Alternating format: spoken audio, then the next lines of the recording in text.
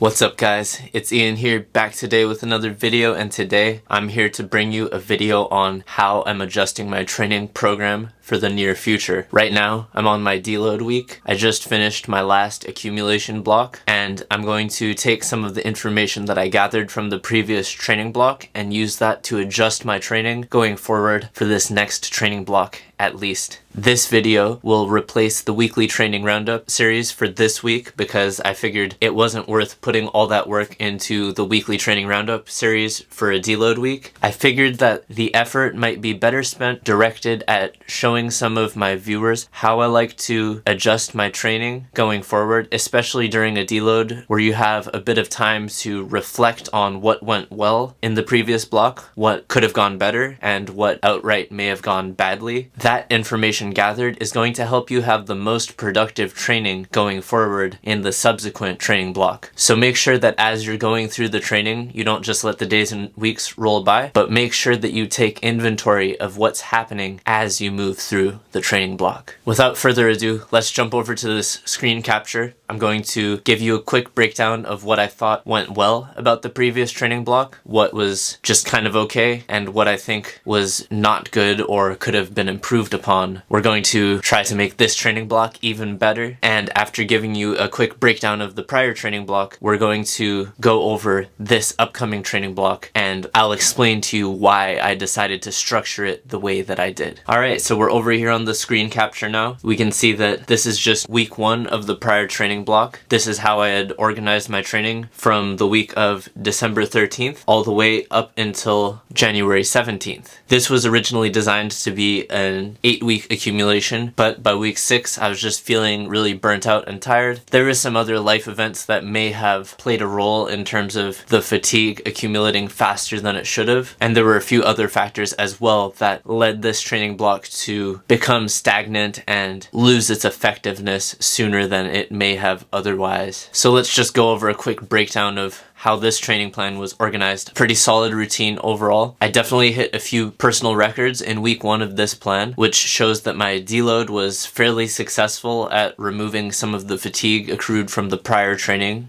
but I felt like I went a bit too hard too early on in the training block, and I paid the price for it later on by rapidly accumulating fatigue and suffering from decreased performance as the training block went on. This training routine you see here is a 5-day split. Monday, upper body; Tuesday, leg day; Wednesday, upper body; Friday, chest; and Saturday, back. The resulting weekly frequency is 3 times a week frequency for both chest and back, and then about once a week frequency for lower body, with an optional second day of lower body volume coming in on that Saturday back day when I did choose to do leg exercises sometimes, but not all the time. So let's quickly go over each day and what I thought was good and could be improved about each individual day. So first up, let's look at Monday, the chest day. Ring dip to ring turnout support. I like this exercise. It's a high stimulus exercise in my opinion. Also a bit fatiguing, but it's a good exercise. I like it. Rings turnout push-up, also a high stimulus exercise. Also a bit fatiguing. I like it a lot. Feet up push-up, I thought they were fine. For me, I don't know if it was the most stimulative exercise, but they were okay. Bodyweight chin-ups. This is a good exercise. I like chin-ups. Not too fatiguing. I feel like they have a pretty good stimulus to fatigue ratio overall. Front lever variations. This is kind of where we get into some of the issues with this plan. I didn't assign myself a specific variation to do, so sometimes I would subjectively feel kind of good going into the workout, and then in the workout I would attempt something that was a bit harder than it should have been. That's something that I'm going to remedy in the next training block for sure. Band assisted planche variation. This only stayed here for actually about 1 or 2 weeks. I quickly realized that the band assisted planche variation, where I would typically do the hardest variation I can do with a band, which in this case was the straddle planche with a band, it was way too hard. And you saw that I already have a lot of high stimulus, high fatigue exercises on this day. Fatigue wise, this day was very harsh. After the band assisted planche, dumbbell curls, band tricep pushdowns, band face pulls. None of those 3 were really too fatiguing, but they do add a bit of fatigue, right? So not a lot, but a little bit. Overall, that Monday day was super overwhelming, and I'm definitely going to remedy that in the next training block. I don't want any of my days to be that hard, and you're going to see how I organize the next training block. It's going to be a bit more well thought out and a bit more specific as well. In an attempt to avoid hitting that overtraining fatigue wall so early on. Tuesday, the leg day. Just band good mornings, some reverse lunges, slider hip bridges, then some bird dogs, and some single leg raise to crunches. This is a fine day. Nothing too fatiguing, nothing crazy stimulative either, just some at-home leg exercises, nothing too crazy to see here. Wednesday, the back day. This is also an upper body day, but it's more back focused. Started off with chin-ups. Right off the bat, I didn't hit my top set of chin-ups. My weights were kind of buried in a box in the yard, and it was a lot of rainstorms, so I just never got out enough weights to really hit my target numbers on my chin-ups, and that was really my fault. I need to accept responsibility for that. That was my fault, and in the upcoming training block, I'm going to downgrade my estimated 1RMs because I don't think I'm quite in PR territory fitness-wise in terms of my best all-time weighted dip, weighted chin-up numbers. I don't think I'm quite in that good of shape right now, so I'm going to downgrade each of my PRs by about 10 to 20 pounds each, just to be a bit conservative, because I don't want to hit failure too early on in the next training block, and I don't want to get overwhelmed with fatigue. I want to draw out this accumulation block and just try to rack up some weeks of productive training. It was really my fault as to why this didn't go well in the prior block, but let's move on. Front lever variation on rings. Again, I ran into the issue of specificity. I didn't specify a specific variation or a time frame. I just kind of put variation, and it didn't really give me enough sense of direction. It kind of led me to maybe be overly egotistical at times and perform a variation that was harder than it should have been, kind of bury myself in fatigue early on, and then I was just trying to climb out of it, and I had multiple weeks of training that was easier than it had to be ensuing because I went so hard in that first week. Horizontal body row on rings. In a lot of my voiceovers, I kind of described this as a volume exercise, and I think it can be a good exercise if you're adding weight or doing something to make it harder, maybe doing it with one arm or adding weight. But subjectively for me, the bodyweight version is not difficult enough for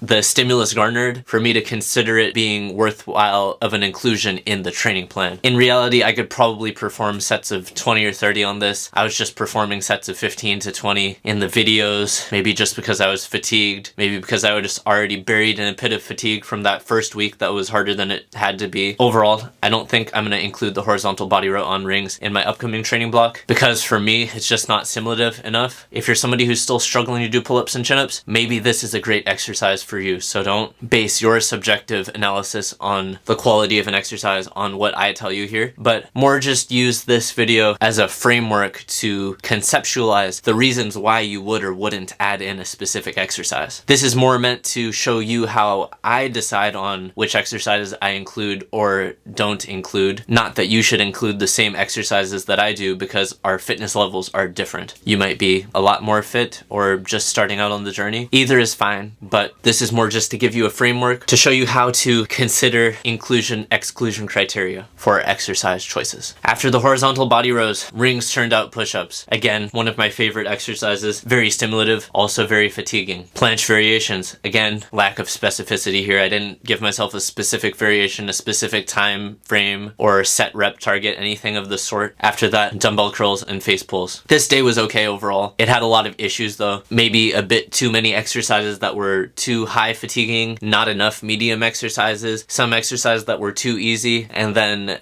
some lack of direction in terms of the planching category and the front lever category. This day suffered from some exercises that were too fatiguing, lack of specificity in the front lever and planche variation assignments, and then a few exercises that maybe just didn't even meet the inclusion criteria for amount of stimulus generated. Let's move on. Friday, the chest day. This day was intended to be just a chest day, not super fatiguing, but in reality, because in practice I was so buried in fatigue by this point in the week, this day was harder than it should have been. So we're going to remedy that in the upcoming block, and I'm going to make the adjustments and show you how and why. But just for the sake of description, this Friday chest day, band resisted dip, handstand push-ups, rings turned out push-ups again, and then some band tricep pushdowns, band assisted planche, and then band face pull. Alright, so the band tricep pushdown and band face pull right off the bat, those are not too fatiguing. Band assisted planche variation, this is very high fatiguing for me at least. I can only hold that band assisted straddle for about 3 seconds to 5 seconds before collapsing, and it's an all-out effort, very fatiguing. The band-resisted dips, it's a good exercise. I think it has a high stimulus to fatigue ratio, especially for the triceps. Doesn't really stress out the shoulders. For me, I'd say maybe this day was somewhat lacking in chest. The handstand push-up, it's a good exercise for me. Honestly, I feel like it really does strengthen the triceps a lot, especially because I wasn't doing it on parallettes or anything. These are honestly kind of easy. I feel like they're partial reps just because if you're not doing your handstand push-ups on parallettes or bumper plates, the range of motion is honestly quite short. It's a whole head length of range of motion, or at least chin to nose length of range of motion, shorter than a barbell overhead press would be. So really, to get the most out of handstand push-ups and realize their true difficulty, you should be doing them on parallettes or bumper plates, and it's a truly humbling experience. I can probably do about 15 to 20 repetitions on a good day, just hands on the floor handstand push-ups against a wall, of course. But once I put the parallettes on or put my hands on bumper plates, I can only get between 6 to 10 repetitions of handstand push-ups, and it's very taxing. So it's night and day. That bottom part of the range of motion is the most difficult portion of the range of motion by far. So don't delude yourself into thinking that handstand push-ups are easy until you've tried them on bumper plates or parallettes, and it's going to change the exercise completely for you. Rings turned out push-ups, I really like this exercise, but doing it 3 times a week is a bit too much, and we're going to change that in the upcoming training block. Let's move on to Saturday. So Saturday, I assigned myself some banded deadlifts and some pistol squats to do, and to be honest, I didn't really do these because in most of these training weeks, I was just so beat and fatigued by Saturday. Not in terms of like joint stress or actual injuries or anything. I was fine overall in terms of those things, but I was just fatigued. I was very tired and not well rested, you could say. I just didn't have the motivation to do these banded deadlifts or pistol squats, and that's just my fault. I don't really have a good excuse other than this program was suboptimally designed and I could have done better. So let's move on. I skipped those. That's my fault. I accept responsibility for that. Pull-ups. I like pull-ups.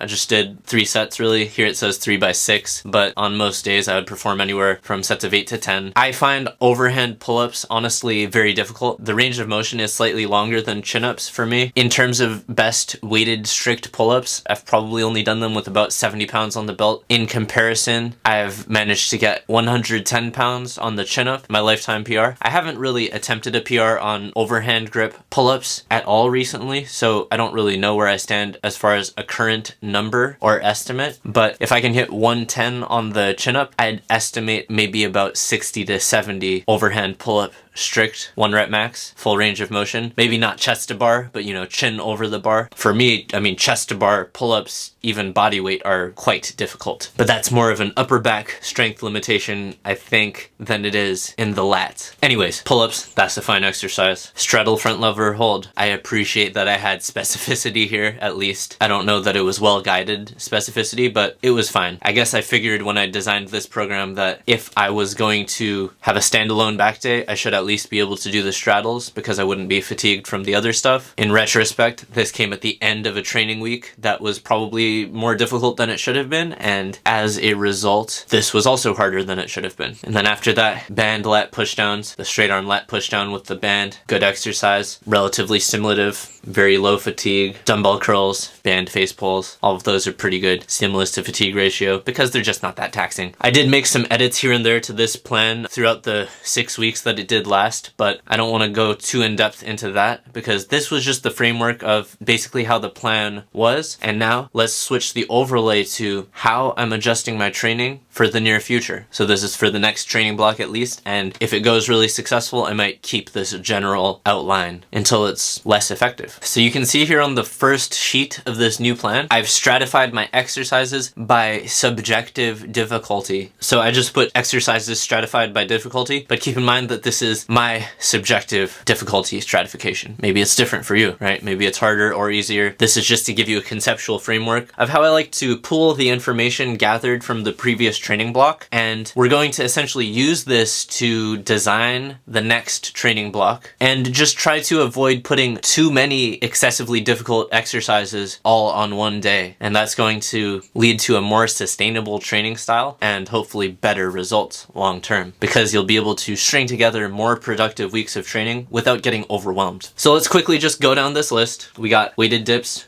weighted push-ups, band resisted dips, band resisted push-ups, and band tricep pushdowns. The difficulty stratification of all of these exercises really just depends on resistance. That's kind of a cop-out answer, but they could range from anywhere from hardest to easiest based on how much resistance you add. So moving on, we got dip to rings turned out support. That's the ring dip, where you finish at the top in a rings turned out support position. In terms of body weight exercises, no additional weight added, I would place this under the hardest category. This is one of the hardest body weight exercises that I'm capable of doing. Rings turned out push-up, this is also in the hardest category. One of the hardest body weight exercises that I can do. Handstand push-up, also in the hardest category. So you can quickly see here that I probably wouldn't want to put all 3 of these exercises in a single training day. Maybe 2 of them at the very most, but if you were to put 3 of your subjectively hardest exercises all in one day, you might become overwhelmed. Not that you will, but you might. Alright, after that, we got push-up on rings. No rings turned out or anything, just a normal neutral ring position, ring push-ups. This is a hard exercise. It's not hardest. It's probably not medium. It's a little bit harder than medium. It's a good exercise to pair with a hardest exercise, maybe get a medium in there, and maybe a weighted exercise with an amount of resistance that is prescribed in a manner that will be sustainable. Moving on, we got feet up, push-up on parallettes. This is a medium exercise. We got push-up on the floor on parallettes. This is also a medium exercise. And then we got the skill work. I grouped the planche skill work into the pushing category. We got the band assisted straddle. That's the hardest variation that I'm working with right now. We got the advanced tuck planche. That's the medium variation for me right now. And then we got the tuck planche. That's the easiest variation for me right now. And then you could put a planche lean really in any of those categories depending how aggressive the lean is. You can make a lean really hard if you lean as far as you can, but yeah, a planche lean can really be anywhere in here. That's why I didn't want to list it, just because the planche lean can really fall into any of those modes depending how far you're leaning. All right, let's move to the back exercises. We got the weighted chin up, the dumbbell curls, the band straight arm lat push downs, and we got the band face pull. All of these exercises are going to fall into that depends on resistance category. It's not meant to seem like a cop-out, but it definitely does depend on the resistance that you put. As far as body weight exercises without weight added, we got the archer pull-ups and archer chin-ups, both falling into the hardest category. If I ever do a ring workout outdoors, I might include some of those, but as far as on a regular basis, I probably will not, just because they're so awkward to perform in my narrow doorway. We also got the advanced tuck front lever body weight row, falling into that hardest category for me subjectively. It's a difficult exercise. Maybe if you're just starting out, you can't even do this yet. Maybe if you're very advanced, you're doing full lay front lever body rows, right? This is just subjective. In case you're skipping around the video, I want you to know that it's subjective. Moving on, we got body weight pull-ups, overhand grip. I'd say these are hard for me. We got body weight chin-ups with the palms facing the face. I consider these to be medium for me personally. We got the horizontal body weight row on rings. I consider this, I guess, to be medium, although for the reasons that I discussed earlier in the video, I'm probably not going to include it in my training plan. Then we have the skill work for the front lever. I'd say the half lay front lever is the hardest version that I can hold for any significant duration of time. The straddle front lever is the medium variation. And then the advanced tuck front lever is going to be my easiest variation that appears in this training plan. Although in the last training block, I was able to hold a full lay front lever for about 1 or 2 seconds. It was only 1 or 2 seconds, which categorically I would describe that as something similar to a 1 rep max effort in the weight room. A 1 repetition max typically is not well tailored to being a repeatable effort or something that would appear in your training. So when I listed the half lay front lever as the hardest variation, it's the hardest variation that I can hold for between 3 to 5 seconds and realistically accumulate repetitions of. I don't think it's realistic for me to expect that I would be able to hold full lays during an average training day, although it's definitely something I want to work towards and I might go for it here or there. It's not something that I'm regularly going to expect myself to be able to do, but if I do feel particularly good on some day, maybe I will, because, you know, if you feel good, there is definitely definitely a strong case to going for PRs when it's convenient, as long as you're not doing it all the time. Moving on, let's just go over some of these lower body exercises. The difficulty of the reverse lunge definitely depends on the resistance. Pistol squats, body weight, I would put it as the hardest category. Lower body posterior chain. We got the band good morning and the band deadlift. Definitely depends on resistance, depends on how many bands you're putting on or how much weight you're putting on if you're doing the weighted version. We got the slider hip bridge. As far as body weight exercises, that's probably one of the hardest body weight ones, for me at least. I can't yet perform the single leg slider hip bridge, and I also can't perform Nordic curls, so I'm placing the slider hip bridge as the hardest body weight posterior chain exercise that I can perform for reps at least. And now let's go into the structure of how I'm laying out this training plan. Here we're looking at week 1 of this new training block. I'm going to start week 1 on January 31st. That is this upcoming Monday. This is going to be a 3-day-a-week training plan with all 3 days, including pushing and pulling exercises and some lower body exercises on day 2. Day 1 is going to be pushing focused, where my primary exercise is going to be the weighted dip. I'm starting off my top single on weighted dips at 87.5% of my estimated 1 rep max, and I'm starting off my back down 3 sets of 6 on the weighted dip at 72.5%. My best weighted dip of all time is actually 140 pounds on the belt, so that's 280 pounds. I have not approached this number recently, so I nerfed my estimated 1RM by about 20 pounds. So instead of 280, I listed it as 260. That's resulting in a top set of 227. It's hard to do the math in my head, but that's probably about 90 pounds, maybe 95 pounds on the belt for a top single. Pretty conservative for me. And then my back down sets, 190 pounds, basically a 45 and a 5, maybe 50 pounds on the belt, 3 sets of 6. Also pretty conservative. Enough weight to be stimulative, but not so much that's going to cause me to be overtrained or beat into the ground tired for the rest of the workout or for the rest of the week. After that, just body weight overhand pull-ups, 4 sets of 8 with my body weight, which just so happens to be roughly 70% of my estimated 1 rep max for overhand pull-ups. So sets of 8 at 70%, that's pretty good. Most people can get about 12 repetitions at their 70% of 1 rep max intensity. So for me, 8 repetitions is far enough from failure that it should be stimulative, but not too fatiguing. And then here I have the advanced tuck front lever for 1 minute of cumulative steady state cycles. That means I'm going to perform however many sets that it takes for me to accrue 1 minute. For the advanced tuck front lever, I'm estimating this will take me anywhere between 3 and 4 sets to accumulate 1 minute, maybe 5 if I'm feeling particularly bad, but I think 4 sets of 15 seconds is pretty reasonable for the advanced tuck front lever. After that, we got the tuck planche, the easiest version. I'm going to aim for 6 sets of 10 seconds each. I think previously maybe I was doing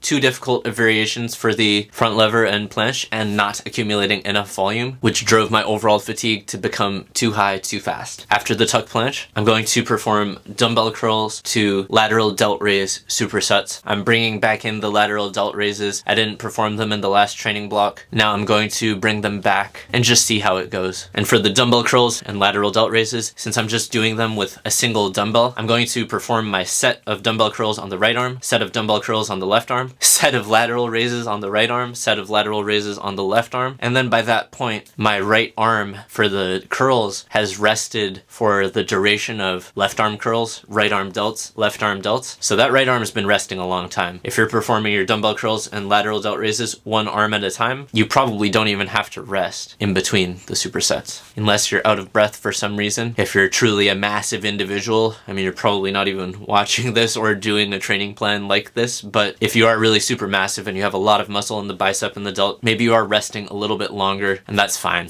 If the oxygen demands and the recovery demands are really such that you need to rest longer, rest longer. I'm not telling you to under rest. I'm just saying that for me personally, the way that I've laid out this exercise logistically, it shouldn't require too much rest. After that, we got the band tricep push down to face pull superset. This is just a nice convenient superset. I can kneel down and perform the band tricep push downs, stand back up, perform the band face pulls, same anchor point, don't have to move the band, can drink a little bit of water and just get those 4 supersets almost back to back, maybe a sip of water between each set. But it basically makes it so you're not sitting around waiting for 30 or 40 seconds between your sets of tricep pushdowns and face pulls. The set of tricep pushdowns might take 40 seconds. The face pulls might take 40 seconds. Drink some water, maybe 20 seconds there. So you can see that by breaking it down like that, after the conclusion of the tricep pushdown set, if you do 40 seconds of face pulls, 20 seconds of water, your triceps have rested 1 minute. And for the band pushdown, that might be enough to just go into the next superset.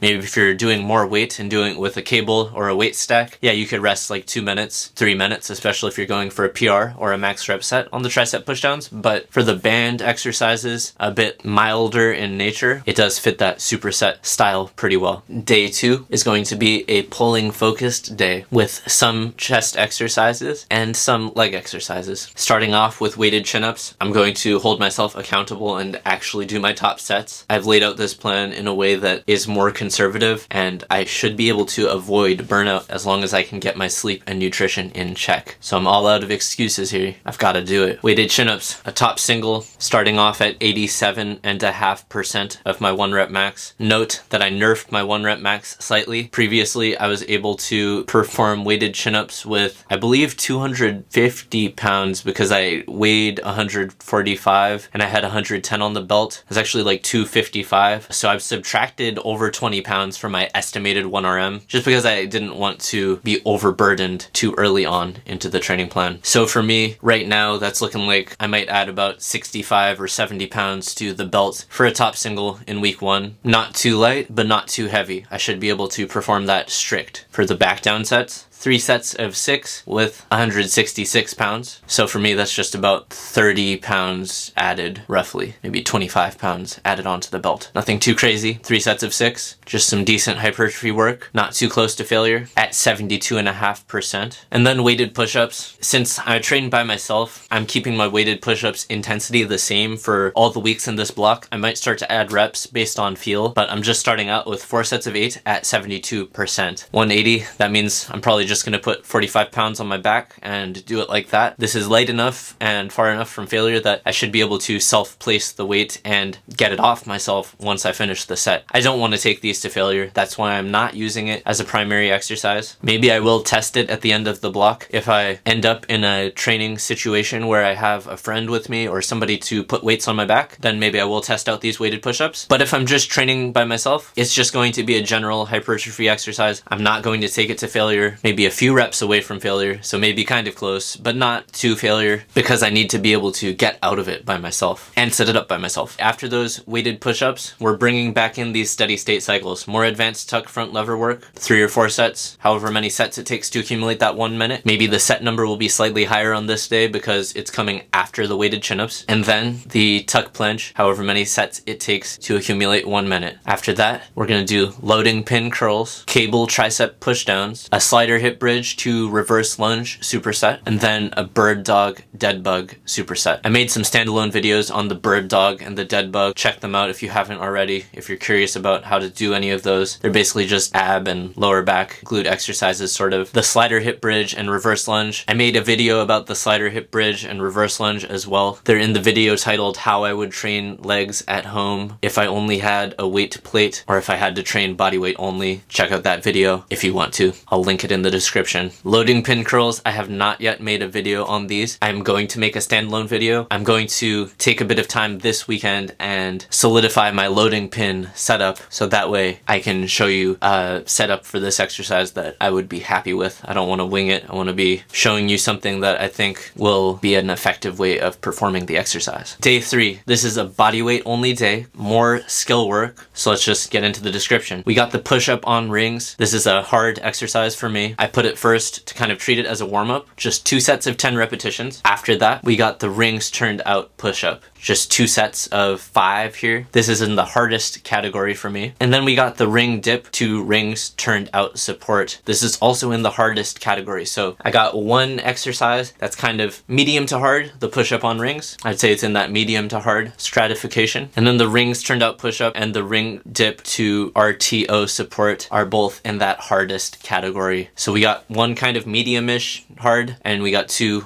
hardest exercises. After that, we got 2 sets of band-assisted straddle planche. This is the hardest planche variation, for me at least. And then 2 sets of advanced tuck planche. Depending how I feel, I might make an audible change to just do 1 set of band assist planche and 3 sets of advanced tuck, but just on paper, I'm gonna start off with 2 and 2. It seems about right. So this is the hardest day of planche practice, 4 sets of the 2 hardest variations. I didn't think it would be too realistic to do 4 sets of just straight band assist, but depending how things go, those numbers are subject to change. After that, we got bodyweight chin-ups. 4 sets of 10 here. My body weight represents roughly 60% of my 1 repetition max on chin-ups. I'm not sure what that means as far as max reps. I think maybe that means that I could perform 16 repetitions, or an average individual could perform 16 repetitions. Of course, when you get that high in reps, endurance plays a major role. Maybe some people can do 25 repetitions with 60%. Maybe some people can only get 10 repetitions with 60%. So that's just very general. But 4 sets of 10, a decent bump in volume, and just kind of priming the lats for what is to come in the workout. After the 4 sets of 10 of bodyweight chin-ups, we got 3 sets of 5 of the advanced tuck front lever body row. So for me, the bodyweight chin-up is a medium back exercise. The advanced tuck front lever body row is in the hardest category of back exercise. This is a hard exercise for me, subjectively, but I feel like it is pretty stimulative. I get a good mind-muscle connection with the back. I'm gonna go for 3 sets of it and just see how that goes. After that, I'm going to perform 2 sets of the half lay front lever, knees touching, hips straight, knees bent, and then 2 sets of the straddle front lever. We're gonna see how this goes. If I need to make an audible change, maybe I would adjust it to just 1 set of half lay and 3 sets of straddle, something like that. Either way, these numbers are subject to change, but 2 and 2 is just how I laid it out for week 1, and we're gonna try it like that. This week 1 is supposed to be far enough from failure that I can accumulate multiple subsequent weeks of meaningful training, but also kind of close enough in range to failure that the training is actually meaningful. So you could see that categorically day 1, it had my hardest pushing exercise, the weighted dip, or the primary exercise, I should say. Easier steady state cycles for the skill work, and then some back down work, just some volume for the arms and shoulders. Day 2, it had my hardest or primary weighted back exercise, the weighted chin-up, kind of a secondary weighted chest exercise, the weighted push-up, prescribed in an intensity range that I can perform by myself. Then we got the steady state cycles for the skill work, and then some arm exercises and some lower body exercises and ab exercises. All right, so day 3, this is going to be my body weight only day, more skill focused. I'm going to put the more difficult variations of skill practice on this day and the more difficult bodyweight exercises as well. Depending how I feel, I might add in another day of lateral delt raises somewhere in this training week. I just want to perform 1 week and get it under my belt, kind of evaluate my fatigue, maybe actually perform 2 weeks, and the real indicator of how good this program's fatigue management is how I feel and perform in weeks 2 and 3, I would say, because you're not going to feel the fatigue instantly. Sometimes the fatigue takes a few days or weeks to creep up on you. In the prior training plan, I felt great all of week 1, and then week 2, I noticed a slight decrease in performance, and then in week 3, week 4, I was kind of buried in fatigue. All right, so you might not know how fatiguing a plan is until you really go through 2 to 4 weeks of it, and then you'll have a better idea. If a plan is really just brutally fatiguing and you're doing max rep sets, hitting risky singles, stuff like that, then yeah, your fatigue can creep up on you faster and you can know it within a matter of days or even a week. But what I'm saying is, even if a plan looks fundamentally reasonable on paper or on the screen, you may not realize the full effects of the fatigue generated until a few weeks have passed. It's definitely possible for it to happen sooner, but keep in mind that it doesn't always happen instantly. So yeah, that's a general synopsis of this new program that I adjusted based on information gathered from the prior training block. It's a 3-day-a-week workout routine, should be very convenient. I should have no excuses for missing a day, and if I do miss a day, it's pretty flexible. Let's say I do Monday and I miss Wednesday, I can easily work out Monday, Thursday, Saturday, right? Or if I miss Monday, I can easily work out Tuesday, Thursday, Saturday. It's pretty flexible. You can move the days around. These days can easily be bumped forwards or backwards by a day if I need to travel or reorganize the week for any reason. This plan gives me a lot more flexibility to do vlogging, make video content, other stuff that might not seem that time consuming, but editing these videos does take a lot of time. time, and I don't want to really make excuses for missing workouts. At the end of the day, if you're missing workouts, I mean, you better be working 60 hours a week or have a family or something, because there's really not too many good reasons to miss workouts. I guess if you get injured. If your sleep is terrible, yeah, maybe push it back a day. That's fine. I don't want you to beat yourself into the ground just for a moral victory and being like, I never miss a workout. It's like, it's not really that important, right? But yeah, either way, this 3-day-a-week routine, it'll really leave me with no excuses to be missing workouts. 3-day routine, primary dipping day, some back stuff, steady state cycles, some arm and shoulder stuff. Day 2, the weighted chin-ups, primary weighted chin-up day, a bit of weighted push-ups for the chest volume, steady state cycles, some arm stuff, some lower body stuff, some ab stuff, maybe shoulders if I recover well. But then day 3, we got body weight only, skill focused, ring exercises, ring push-ups, RTO push-ups, ring dips to RTO, support. We got the harder planche practice, we got body weight chin-ups, advanced tuck, front lever body rows,